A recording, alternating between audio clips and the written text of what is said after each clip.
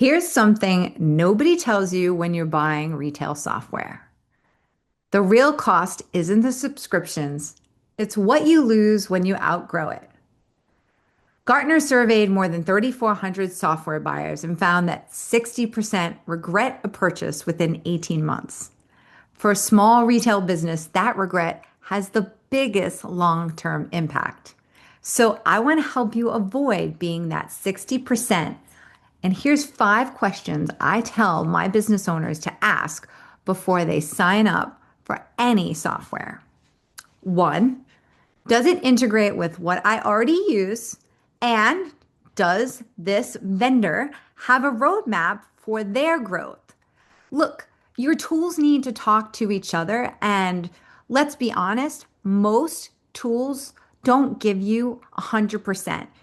If it gets you 80% of the way there, that's awesome. But you're going to need to get the other 20% with other tools. So make sure that the partner that you're picking or the software you're choosing will integrate with other tools that you're already using, or that they have what's called an API. And this is going to give you the power to find someone to make up that 20%. And nowadays with AI, this is going to be easier than ever. Number two, can I leave and can I take my data with me?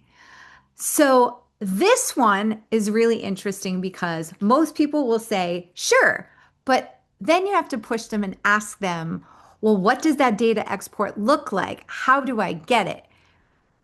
I would tell you, make sure if you're doing a live demo, ask them to show you an example of what that data looks like so you know what you can and can't get when you leave that application. Question 3, is this a business account? For some of the software online that you might be looking at, there are different tiers, and sometimes to save money, you might be picking a tier that is not technically a business account. It might be a personal account. Keep in mind that business accounts have different data protection and different policies. And for those of you who are using an @Gmail for your business, remember that is not a business account and it's not protecting your information or your customers. Question 4, do I actually have time to learn this tool? This is one of the number one reasons retailers end up buying a second application is because they never really fully use the first one. So make sure you're clear about onboarding, what training looks like, and how much support you're going to have. And last but not least, question 5, have I talked to the right people and done my due diligence? Look, every vendor has references on their websites and reviews, but use AI, dig in, see if there are other people talking online, look at their background.